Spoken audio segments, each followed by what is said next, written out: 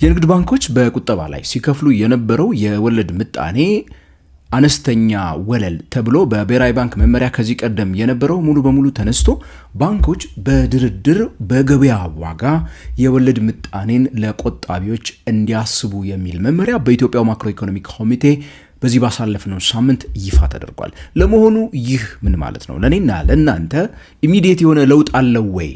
ነገ ተነጎዲያ ያስቀምጥናት ገንዘብ ላይ የወለድ እድገት ይፈጠራል አይፈጠርም የሚለውን ነገር ነግራችኋለሁ ይህን ቪዲዮ ከተመለከታችሁ። ከዛ ባለፈ የዚህ ውሳኔ ቁልፍ የሆነ ሌላ ወሳኝ ነገር አለ፣ ሊያሳካው የፈለገው ነገር አለ ከማክሮ ኢኮኖሚ አንጻር ከብር አንጻር። እሱን ነገር ስለምነግራችሁ ቪዲዮውን እስከ መጨረሻ ተከታተሉ። በአጭሩ ምንድነው ጥቅሙ? ለምንስ አስፈለገ?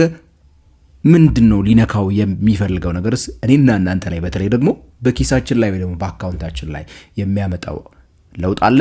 እሱን የምነግራችሁ ነው የሚሆነው። ይህ ንጋት ፖስት ነው። ፋይናንስ ቢዝነስ እና ካፒታል ማርኬትን እናወራለን። ለቻናሉ አዲስ ከሆናችሁ የፕላስ ምልክቷን ተጫኑ።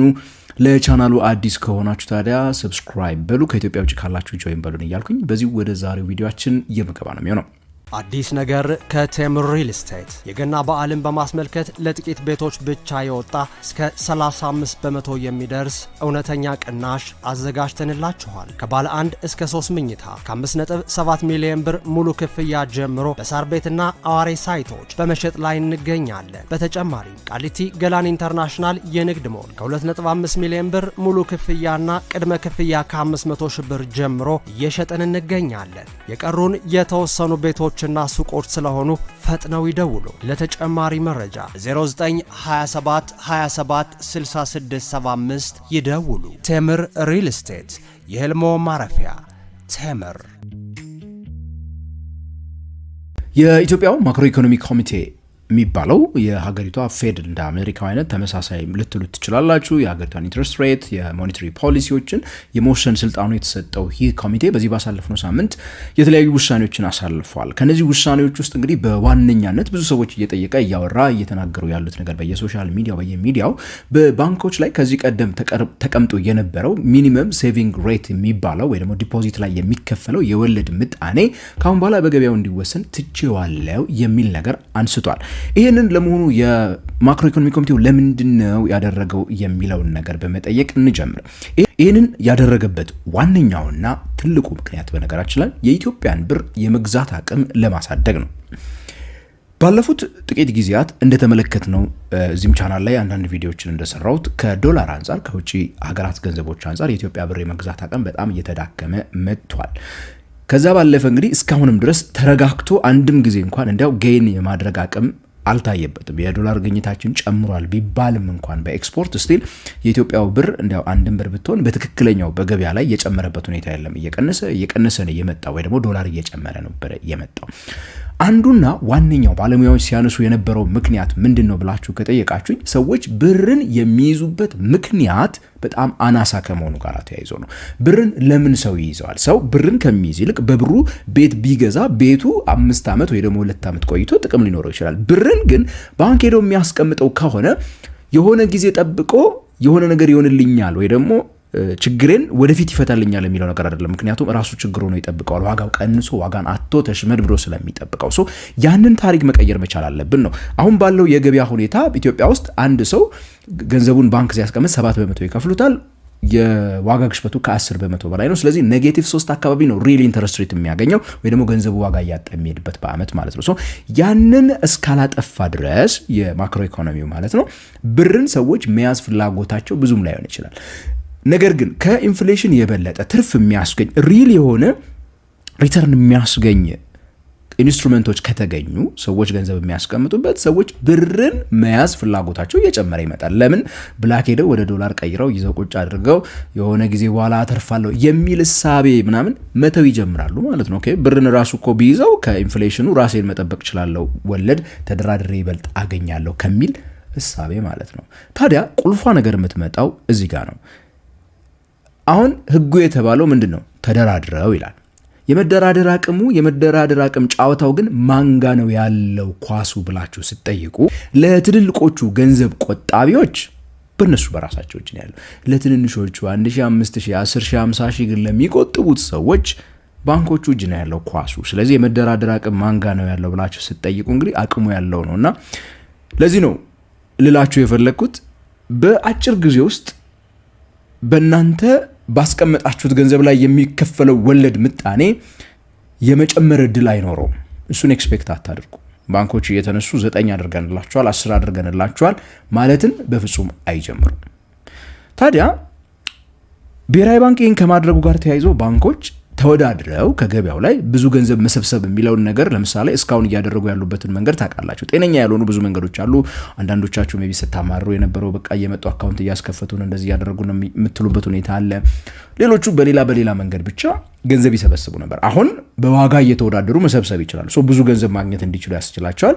ብዙ ገንዘብ ግን ከሰበሰቡ ማበደር አለባቸው። ያንን ደግሞ እንዳያደርጉ ይሄው ማክሮ ኢኮኖሚ ኮሚቴ አንድ ክልከላ ደግሞ ይዞ መጥቷል። በወር የሚቀመጠው የመጠባበቂያ ገንዘባቸው ከዚህ ገንዘብ ውስጥ እንግዲህ ወደ 7% የነበረው 5% የነበረውን ወደ 10% ከፍ እንዲያደርጉ በህግ አስቀምጦባቸዋል። ያ ማለት እንግዲህ የሰበሰቡትን ገንዘብ ሙሉ በሙሉ ሄደው ማበደር አይችሉም። መጠባበቂያ ብለው መያዝ እንዲችሉ አድርጓቸዋል። ያም ገበያው ላይ ብዙ ገንዘብ ሳያስገቡ ይሄ ኢንፍሌሽን የምንለው የዋጋ ግሽበት የሚለውን እንዲከሰት እንዳያደርጉ ለመከላከል እየተደረገ ነው። ከዛ ባለፈ ይህንን በሚያደርጉበት ጊዜ ባንኮቹ እንግዲህ የቁጠባ ዋጋን ጨመሩ ማለት አንድ መርሳት የሌለብን ለነጋዴው በጣም ትልቅ ችግር የሚሆነው ነገርና በተለይ ተበዳሪዎች ያልተረዱትን አንድ ነገር ልንገራቸው። ተበዳሪዎች ገንዘብ ካሁን በኋላ በጣም እየተወደደባቸው ይሄዳል ማለት ነው።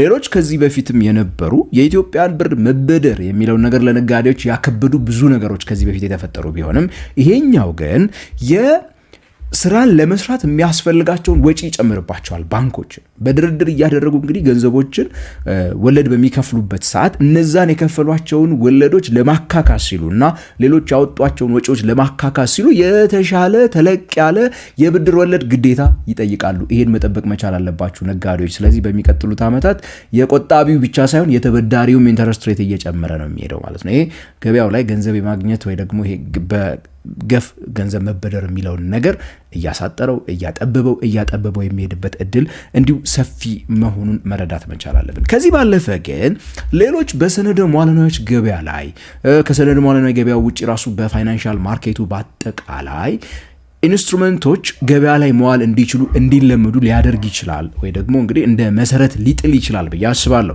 ለምሳሌ ኢትዮጵያ ውስጥ ሰርቲፊኬት ኦፍ ዲፖዚት የምንላቸው እስካሁን ድረስ ትሬደብል ኢንስትሩመንቶች አይደሉም። በሌላው ዓለም ላይ አንድ ባንክ ጋር ሄዳችሁ ለምሳሌ 10 ሚሊዮን ብር ስታስቀምጡ ለዛ ለ10 ሚሊዮን ብር ላስቀምጣችሁት እላው ላይ ላምጪው ይከፈላል አይነት ካይንድ ኦፍ ያለው ዶክመንት ይሰጣቸዋል ወይ ደግሞ ደረሰኝ ይሰጣቸዋል። የ10 ሚሊዮን ብር ማለት ነው።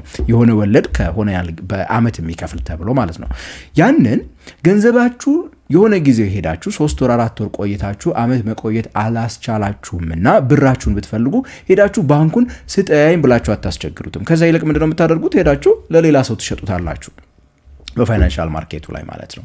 ይሄንን ለዛ ሰውዬ በመሸጡበት ሰዓት እናንተ ገንዘባችሁን ትንሽ የቅናሽ ተቀንሶባችሁ ወስዳችሁ ችግራችሁን ልትወጡበት ትችላላችሁ። ያቺን ግን መጨረሻ ላይ የያዘው ሰውዬ ከባንኩ ከወለዱ ጋር ይወስዳታል ማለት ነው። እንደዚህ አይነት ዶኪመንቶች እንደዚህ አይነት ኢንስትሩመንቶች የኛ ሀገር ባንኮች ለምሳሌ አትመው መሸጥ እንዲጀምሩ ግን ተወዳዳሪ የሆነ የወለድ ምጣኔ መኖር መቻል አለበት። ይሄም ሜቢ አንድ መሰረት ሊጥል የሚችል ነገር ይሆናል ብዬ አስባለሁ። ታዲያ በአጠቃላይ ልላችሁ የፈለኩት በአጭር ጊዜ አትጠብቁ። የእናንተ ያስቀምጣችሁት ገንዘብ ወለድ ወደ ሰማይ የማይነካበት እድሉ ሰፊ ነው። አንደኛ። ሁለተኛ ተበዳሪዎች ከሆናችሁ ዋጋ ላያችሁ ላይ እየጨመረ ሊሄድ ነው። በሶስተኛ ደረጃ ግን ብርን መያዝ የሚባለው ነገር በተለይ በዶላር ገንዘብ ያላቸው ውጭ ሀገር ያሉ ሰዎች ለምሳሌ ቤት ለመግዛት ቁጠባ መቆጠብን የሚፈልጉ ከሆነ የተሻለ ወለድ ማግኘት የሚችሉበት እድል ካሁን በኋላ ሰፊ ነው። ስለዚህ ዶላሩን እየሸጡት ወደ ብር ቀይረው ማስቀመጥ እንደዚህ አይነት ውሳኔዎችን ሊወስኑ የሚችሉበት እድል ይኖራል። ያ ደግሞ የሀገሪቷን የዶላር እና ሌሎች የውጭ ሀገር ገንዘቦች የማግኘት አቅምም እያሳደገው ሊመጣ የሚችልበት እድል አለ ማለት ነው። ስለዚህ በአጭሩ ይሄንን አትጠብቁ ለማለት ነው። አጠቃላይ ሀሳቡ ግን የኢትዮጵያን ብር በትልቁ እንዲያው የሆነ ያደርገዋል ባልልም ግን ዋጋው የተረጋጋ እንዲሆን ከውጭ ሀገር ምንዛሬ አንጻር እንዲያው ምጣኔውን እያስተካከለ መሄድ የሚችልበትን እድል የሚፈጥር ነገር ይመስለኛል የሰሞኑ የማክሮ ኢኮኖሚ ኮሚቴው ስብሰባ ውጤት ማለት ነው። የተወደዳችሁና የተከበራችሁ ተመልካቾቼ በዚህ ጉዳይ ላይ እስቲ ያላችሁን አስተያየት ኮሜንት ሴክሽን ላይ ጻፉልኝ። ጥያቄና አስተያየታችሁን ቻናሉን ሰብስክራይብ በሉ፣ ከኢትዮጵያ ውጭ ካላችሁ ጆይን በሉ እያልኩኝ በቀጣይ በሌላ ፕሮግራም እስከምንገናኝ ድረስ ታዲያ ከንጋት ፖስት የምሰናበታችሁ ነኝ። ገሜ ብርሃን ነኝ። አዲስ ነገር ከቴምር ሪል ስቴት የገና በዓልን በማስመልከት ለጥቂት ቤቶች ብቻ የወጣ እስከ 35 በመቶ የሚደርስ እውነተኛ ቅናሽ አዘጋጅተንላችኋል። ከባለ 1 እስከ 3 መኝታ ከ5.7 ሚሊዮን ብር ሙሉ ክፍያ ጀምሮ በሳር ቤትና አዋሬ ሳይቶች በመሸጥ ላይ እንገኛለን። በተጨማሪም ቃሊቲ ገላን ኢንተርናሽናል የንግድ ሞል ከ2.5 ሚሊዮን ብር ሙሉ ክፍያና ቅድመ ክፍያ ከ500 ሺህ ብር ጀምሮ እየሸጥን እንገኛለን። የቀሩን የተወሰኑ ቤቶች እና ሱቆች ስለሆኑ ፈጥነው ይደውሉ። ለተጨማሪ መረጃ 0927 27 66 75 ይደውሉ። ቴምር ሪል ስቴት የህልሞ ማረፊያ ቴምር